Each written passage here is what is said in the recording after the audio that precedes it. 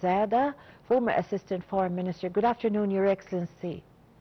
Greetings, Madam, to you and the respected viewers. Good afternoon. Yes, I can hear you, Madam. Good afternoon to you. Your Excellency, Ambassador Zada, how did you follow today the intensified efforts by the President on daily basis, not only today, as the President today have held a phone call with the Indonesian President over the situation in the Middle East, in addition to the intensified efforts exerted by the President in order to overcome the crisis in the Middle East and the U.S.-Israeli war on Iran? Yes, we are trying to diffuse some of the things happening with the war on Iran. Now, as we all know, that the foreign minister had a tour to the Arab Gulf countries, and then the President al-Sisi also made almost the same tour to the Arab countries to try and reaffirm our relations with these countries and to show our support against Iran hitting some of the infrastructure of these Gulf countries. Now, that's one thing. Second thing is, the Indonesian president has very cordial relations with our president. I think he visited Egypt on 2 occasions. Once an official visit to Cairo. Second one was on 17th of October in Sharm el-Sheikh, when President Trump's visit of the 20-point plan for Gaza was, and he was there as well. And also the peace board, he was there. So we have good relations with the President of Indonesia and Indonesia as a whole since some time. And that's why we always like to talk with them. And also, Indonesia also is one of the countries that offered to be part of the multinational police force in Gaza after the completion of phase 2. So I would like also to have a very quick look into the developments of the war in Iran, if you would allow me.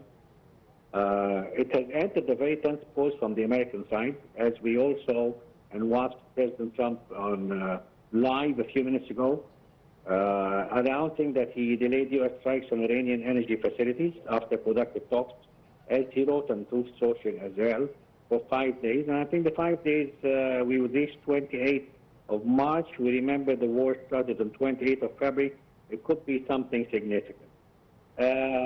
He also mentioned that he talked to a very high official in Iran, and there was a 15-point plan to be negotiated. Yes. Now, the Ministry of Foreign Affairs of Iran, of course, quickly said that, announced that we didn't have any talks with the Americans. Yes. So we still have to see that. Personally, I think that Egypt, Turkey, and Pakistan are also mediating between the U.S. and Iran. And these talks, of course, we don't have them in the media.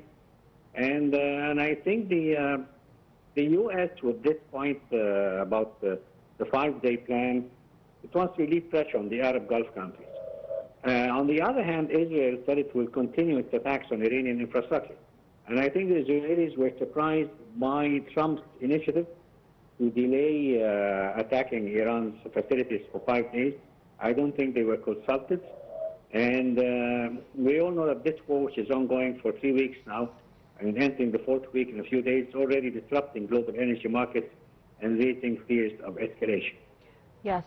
Actually, Your Excellency, Ambassador Zada, since you've mentioned the statements by U.S. President Donald Trump, he have just also added to his statements that were posted online that he was in Florida in the airport, and he received some questions from journalists, as he said that there were major points in agreements in the talks that took place between U.S. and Iranian officials, and that if the negotiations went on smoothly or productively, they would for sure reach to a settled agreement, and that there are 15 points that they have discussed. Among them is the first 3 points, which meant that Iran will never have nuclear weapons. But on the contrary,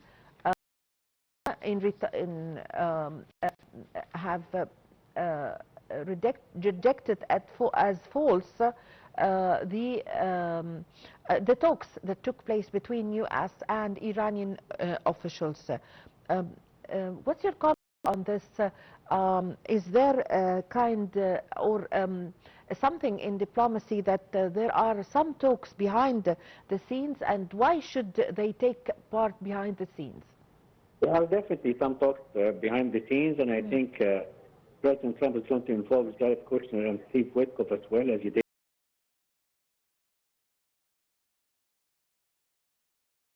I think that Iran has to declare that there are no negotiations. I think this is something for the internal public opinion inside Iran, the Iranian people. They can't say that we are involving in talks with the aggressors. And the aggressors, in that case, is the America and Israel, of course.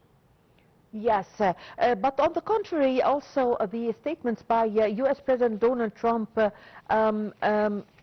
have went through ending the hostilities in the Middle East, also and postponing the deadline.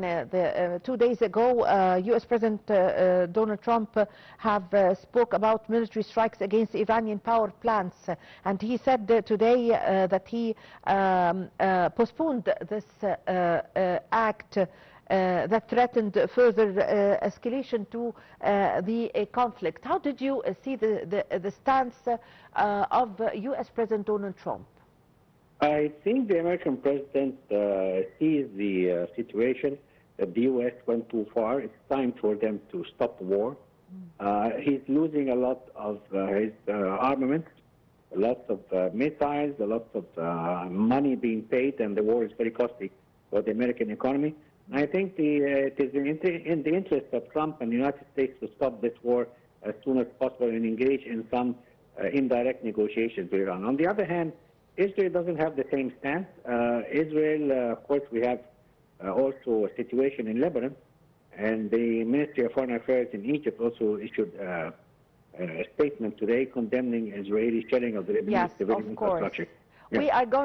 We are going to go to Lebanon, of course, and the statement by the Foreign Ministry, but still in the same point with U.S. President Donald Trump's statements today, we did not hear any statements from Israeli side. No, Israel commented before the president went on live. They commented on what he wrote on Truth Social, that he gave a 5-day period. So they didn't officially declare anything, but it was said that the Prime Minister was talking to some of his aides, and they were surprised and they were not consulted. Yes. So I'm getting some of the sources on the news. Yes. Going to Lebanon, as you've just mentioned, Your Excellency, Ambassador Zada, today the statements by the Foreign Ministry in Egypt condemned the Israeli occupation forces attacks on and strikes on Lebanon, and especially on the area in the Litani River, and also as the Israeli army have struck a bridge that is considered where the munition of Hezbollah passes through, and it hit this bridge. Also this week, the Israeli forces have announced what they called a limited ground operation. Yes. What's your comment? Yes. The Ministry of Foreign Affairs, of course, warned that if Israel proceeds with the land invasion of Lebanon, as it did before in 1982, the repercussions would be grave, not just for Lebanon, but for the entire Middle East. I think we should note what Egypt said and why it matters. Yes. In my opinion, firstly, Egypt denounced Israeli strikes on bridges, roads, and homes in southern Lebanon. Yes. Second thing, Egypt stressed that the ground invasion would mark a dangerous escalation, destabilizing the region. Thirdly, Egypt appealed to the UN and major powers to intervene, signaling that this is not just Lebanon's crisis, it's a regional one. And we should also know that Egypt's voice carries weight, for we are as a peace partner with Israel, and more importantly, a leading Arab country. So when we warn of serious repercussions, it is signaling alarm across the Arab world. I wish to shed also some insight about the current situation.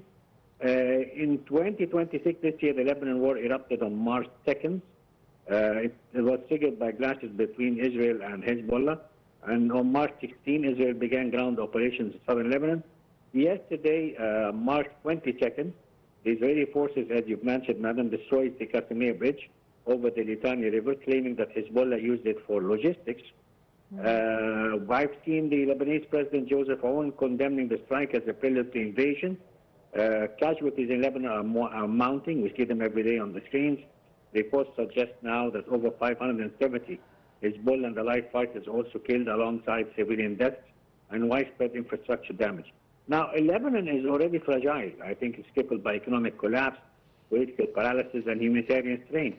Yes. So Israeli strikes on infrastructure is pushing the country beyond the breaking point. And as we know, this conflict between Hezbollah and Israel on the Lebanese territories is not isolated. It sits at the crossroads of wider rivalries.